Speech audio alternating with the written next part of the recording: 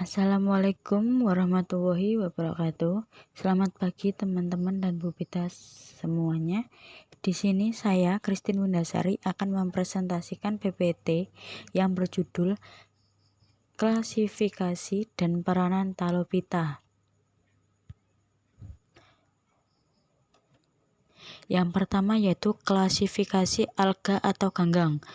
Klasifikasi alga sendiri dibagi menjadi dua, yaitu struktur talus dan pigmen atau zat warna. Struktur talus dibedakan menjadi beberapa bagian, yaitu ganggang uniseluler,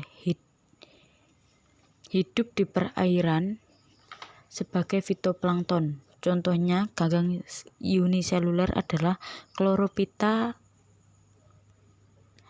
atau ganggang hijau, Bacillariophyta atau diatom atau ganggang kersik, Dinoflagellata, Chrysophyta atau ganggang keemasan, dan Euglenophyta. Ganggang berkoloni dengan atau tanpa organisasi sel. Contohnya Chlorophyta atau ganggang hijau, Bacillariophyta, diatom atau ganggang kersik, Chrysophyta atau ganggang keemasan. Yang ketiga, ganggang berfilamen, hidup berkoloni membentuk benang. Ganggang yang paling bawah membentuk perlekatan substrat. Contohnya Chlorophyta atau ganggang hijau. Yang terakhir, ganggang multiseluler, mempunyai talus yang berukuran besar dan kompleks, yaitu membentuk struktur serupa daun, batang, dan akar. Mengapa dari semua contoh untuk ganggang bentuk struktur talus, kebanyakan Chlorophyta atau ganggang hijau banyak tersebut? Karena dari tabel yang saya sematkan di makalah, filum Chlorophyta atau ganggang hijau bentuk talusnya umumnya uniseluler, tapi ada beberapa juga yang berkoloni, berfilamen, dan multiseluler.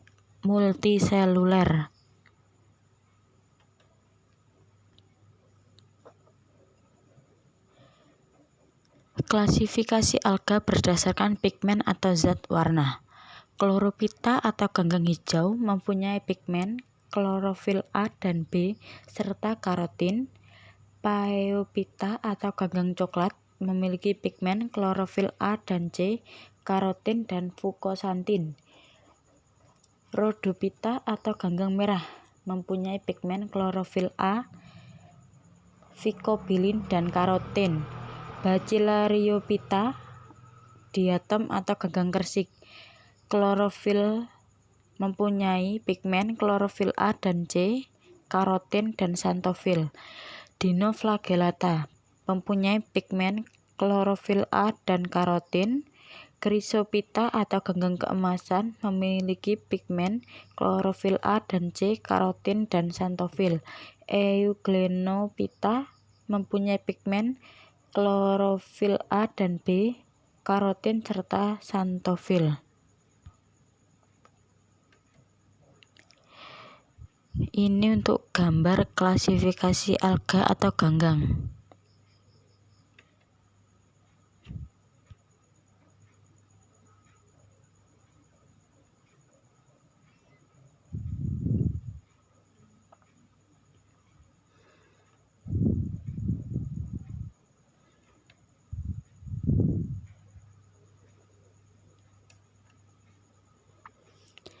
Klasifikasi flagellata dibagi menjadi dua, satu Phytoflagellata, dua Zooflagellata. Phytoflagellata adalah flagellata yang dapat berfotosintesis karena memiliki klorofil, sedangkan Zooflagellata flagellata yang tidak berkloroplas dan menyerupai hewan. Di sini juga ada gambar untuk masing-masing klasifikasi flagellata.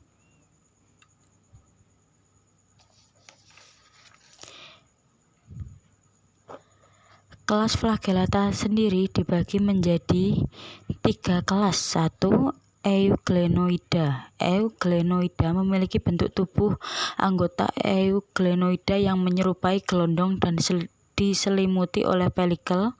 2. Dinoflagellata. Dinoflagellata memiliki bentuk tubuh yang bervariasi tetapi kebanyakan lonjong dengan warna yang kecoklatan dan kekuningan. 3. Vulvosida. Vulvosida umumnya berbentuk bulat dengan hidup secara soliter atau berkoloni.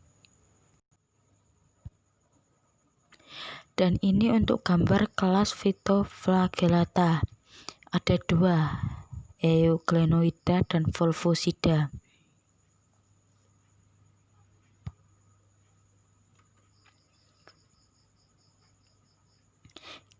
Genus Zooflagellata dibagi menjadi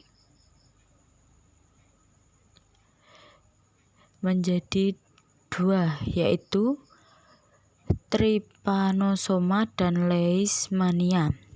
Trypanosoma sendiri dibagi menjadi 5 jenis,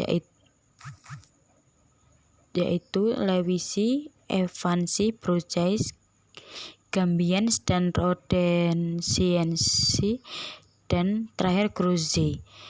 Untuk penjelasannya, Trypanosoma sendiri memiliki tubuh pipih panjang seperti daun dan tidak membentuk kista. Trypanosoma hidup di dalam sel darah merah, sel darah putih, dan sel hati tubuh vertebrata inangnya. Jenis Trypanosoma penjelasannya adalah: yang pertama, Lewisi, hidup pada tikus, hospes perantaranya adalah kutu tikus. 2. Trypanosoma evansi, penyebab penyakit surak atau malas pada ternak, hospes perantaranya adalah lalat tabanus. 3. Trypanosoma bruchei, penyebab penyakit nagano pada ternak, hospes perantaranya adalah lalat CC. 4. Trypanosoma gambians dan Rhodesiensis, hewan penyebab tidur pada manusia. Ini mulanya terdapat di Afrika, kemudian menyebar ke Asia. Hospes perantaranya adalah lalat CC, yaitu Glossina palpalis untuk Trypanosoma gambians dan Glossina mursitans untuk Trypanosoma Rhodesiensis. Dan yang terakhir, Trypanosoma cruzi, penyebab penyakit anemia pada anak-anak atau cagas. Trypanosoma cruzi ditemukan di Amerika Tengah.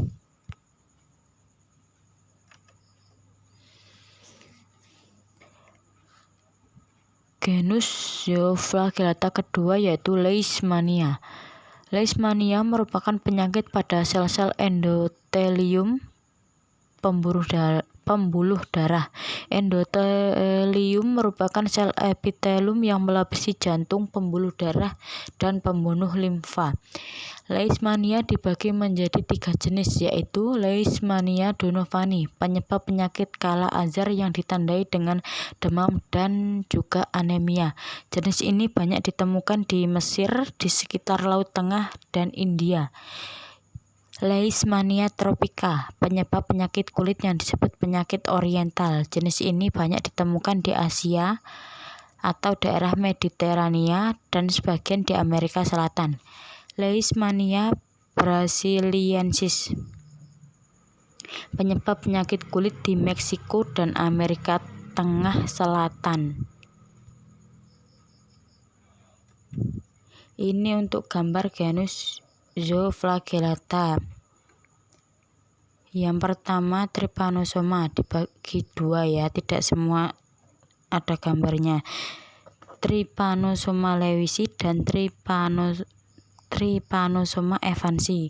Begitu pula dengan Leishmania, hanya ada 2, Leishmania donovani dan Leishmania tropica untuk gambar.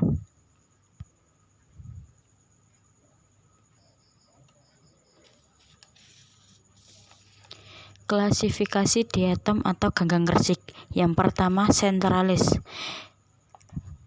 Diatom dengan bentuk simetris simetris radial ini hidup di laut, merupakan salah satu penyusun plankton. Untuk memudahkan melayang di dalam air, terdapat alat-alat melayang yang berupa duri-duri atau sayap atau dengan perantara lendir. Yang kedua, penales diatom yang memiliki tubuh simetris radial ini biasanya melekat pada tumbuh-tumbuhan air. Itu juga sudah ada gambar tertera untuk bisa dilihat.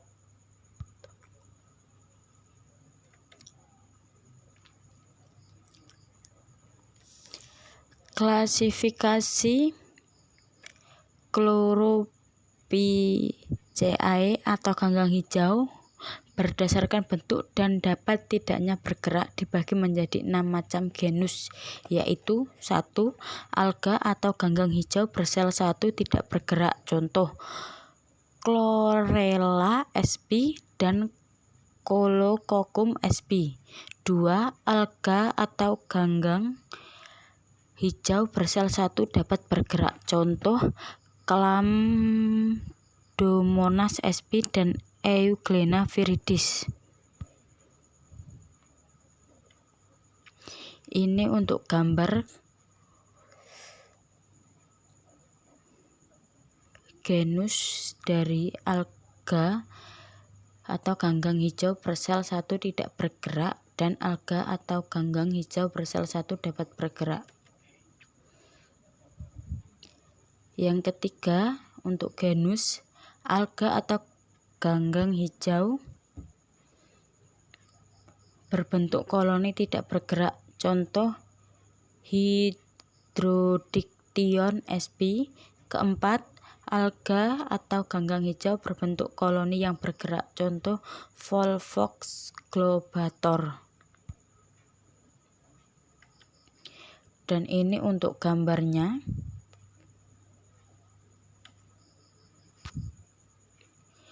Yang kelima adalah alga atau ganggang hijau berbentuk filamen atau benang, contoh Spirogyra sp,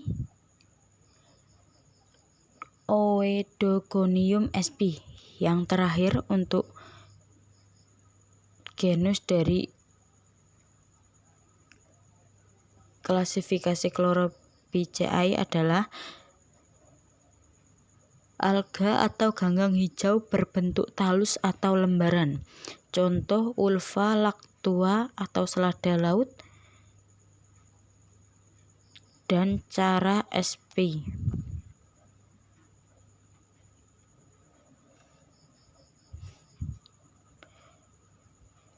Ini untuk gambar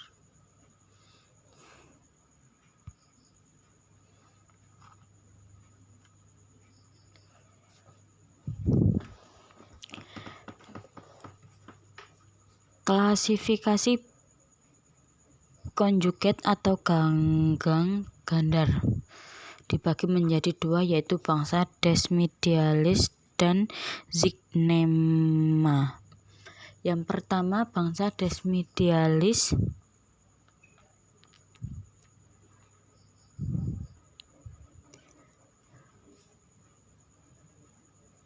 memiliki spesies yaitu Micrasterias furcat dan Desmidium sp.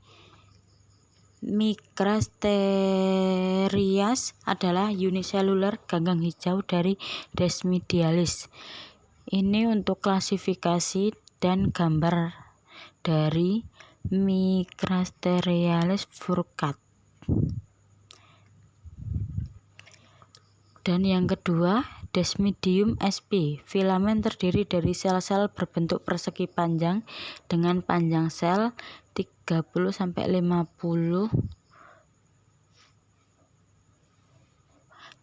dan lebar 12-21. Ini untuk klasifikasi dan gambar dari Desmidium sp. Klasifikasi konjugat dari bangsa Zygnema thales, yaitu Spirogyra sp. Yaitu klasifikasinya dan gambar sudah jelas. Untuk Zygnema sp. Zygnema adalah sebuah keluarga berfilamen atau uniseluler. Niseriat atau bercabang ganggang hijau. Filamen bercabang yang terdiri dari sel-sel silinder dalam selubung lendir. Setiap sel memiliki 2 kloroplas stellata, masing-masing dengan pirenoid pusat besar. Inti terletak dalam sitoplasma jembatan yang menghubungkan 2 kloroplas. Sel-sel basal sesekali mengembangkan pertumbuhan rhizoidal untuk lampiran di perairan yang bergolak. Klasifikasi Charophyceae atau ganggang karang dibagi menjadi 2, yaitu Caracorallina, bentuk talus seperti tumbuhan tinggi, menyerupai batang, berruas-ruas dan bercabang-cabang, berukuran kecil. Di bawah ini klasifikasinya, mohon maaf tidak ada gambarnya. 2. Cara globularis merupakan tanaman gametofit. Di bawahnya sudah terdapat klasifikasi dan gambar. Klasifikasi Phaeophyceae atau ganggang pirang dibagi menjadi beberapa. 1. Laminaria. Ialah memiliki batang, daunnya berbentuk lembaran, mengandung zodium dan asam alginat. Di bawah penjelasan sudah ada gambar dari laminaria. Yang kedua, makrocistis, yaitu menghasilkan zodium dan asam alginat yang berfungsi sebagai bahan industri. Di bawah penjelasan sudah ada gambarnya. Sargassum, yakni daunnya berbentuk lembaran, di antara batang dan tangkainya terdapat gelembung udara. Di bawahnya sudah ada gambar. Keempat, fucus merupakan bentuk daun berupa lembaran dan pada bagian tepi daun terdapat gelembung. Contoh gambar di bawah penjelasan ya. Klasifikasi Rhodophyceae atau ganggang merah dibagi dalam 3 klasifikasi. 1. Galasaura rugosa. Ini dia klasifikasi dan gambarnya. Yang kedua, klasifikasi Rhodopis Gelidium sp. Di bawahnya terdapat klasifikasi dan gambar untuk memperjelas. Yang ketiga yaitu Graciaria sp. Klasifikasi dan gambar. Peranan dari Talophyta. Yang pertama, peranan alga atau ganggang bagi kehidupan. Alga sangat berperan atau dikatakan sebagai dasar permulaan dalam rantai makanan karena kegiatan fotosintetisnya, sehingga dinamakan sebagai produsen primer bahan organik. Di dalam kegiatan fotosintetisnya, alga menghasilkan oksigen. Gas ini sangat penting untuk binatang maupun organisme lain dalam aktivitas respirasi aerobik. Selain itu juga sangat penting dalam pengendalian polusi dan bahan buangan. Banyak alga yang mensintesis vitamin A dan D. Dengan dimakan ikan, maka vitamin-vitamin itu disimpan di dalam organ, misalnya hati, dan di tempat inilah dapat diekstraksi atau digunakan secara langsung sebagai sumber makanan yang kaya akan vitamin, sehingga baik dikonsumsi manusia.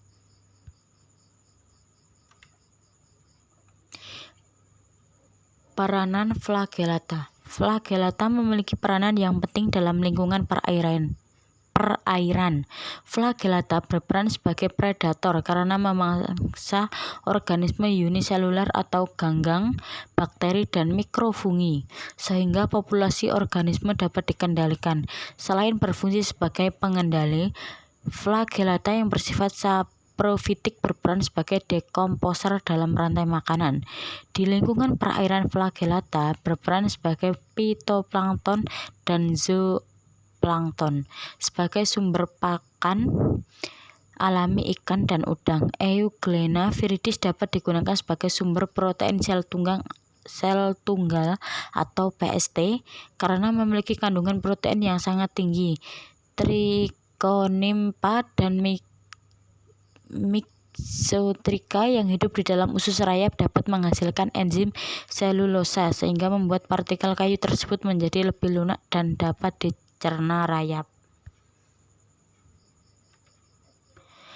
Peranan diatom atau ganggang karsik memiliki dua, satu keuntungan dan kerugian. Yang pertama keuntungan, sebagai bahan penggosok, sebagai bahan isolasi dinamit, sebagai campuran semen, dan sebagai penyerap nitrogliserin pada bahan peledak. Kerugian diatom atau ganggang karsik, alga dapat menimbulkan rasa dan bau yang tidak enak, alga dapat menurunkan pH, menyebabkan warna dan keruhan, beberapa jenis alga dapat mengeluarkan racun, dapat mengeluarkan lendir yang mengakibatkan water blooms.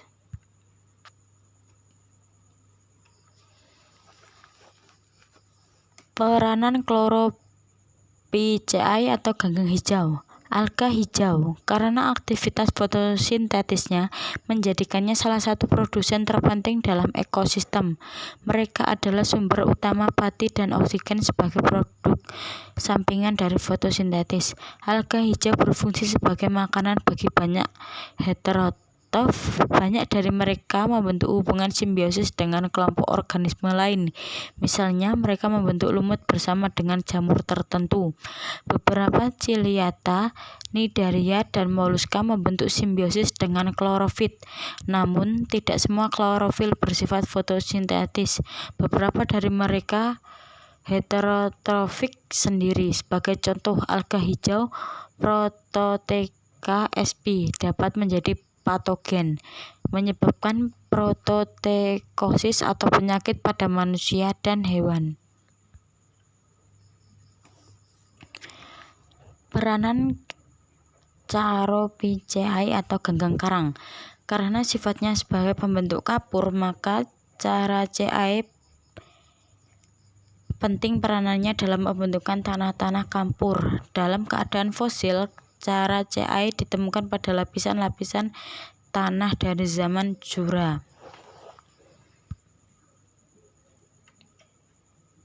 Peranan Phaeophyceae atau ganggang pirang bagi manusia. 1. Digunakan dalam industri tekstil sebab dapat menghaluskan dan membuat bahan menjadi lebih baik. 2. Digunakan sebagai pengental bahan untuk pewarnaan di industri percetakan. 3. Sebagai penguat dan perekat benang-benang yang digunakan untuk tenun. 4. Sebagai bahan perekat di industri briket khususnya yang terbuat dari batu bara atau lignit. 5.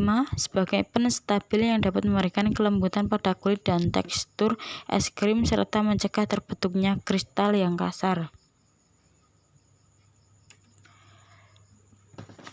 Peranan Rhodophyceae atau ganggang merah bagi kehidupan mempunyai dua, yaitu keuntungan dan kerugian.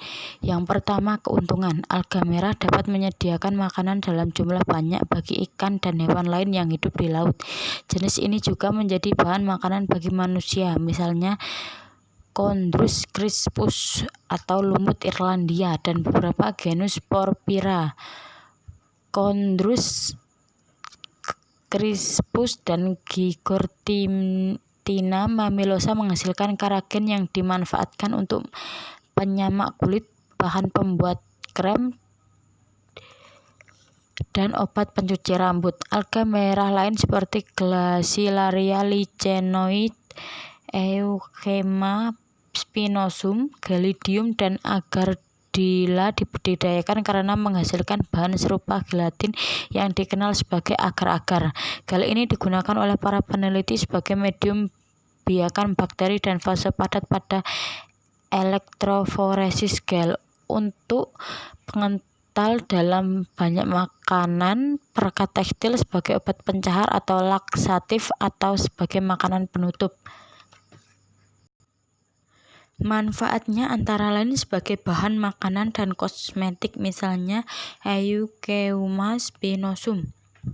Selain itu juga dipakai untuk mengeraskan atau memadatkan media pertumbuhan bakteri.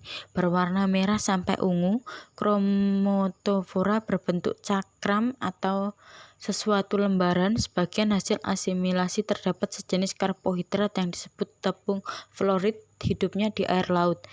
Kerugiannya yaitu bersifat autotrof, tetapi ada yang heterotrof. Yang heterotrof tidak berchromatophora dan hidup sebagai parasit pada ganggang lain. Mohon maaf yang sebesar-besarnya untuk peranan konjugat atau ganggang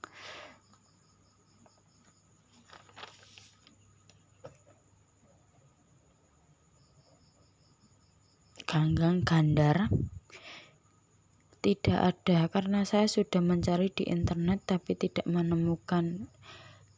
Bila ada yang menemukan bisa disanggah atau dikasih tahu ke saya, dan mohon maaf sebelumnya. Terima kasih. Sekian presentasi dari saya.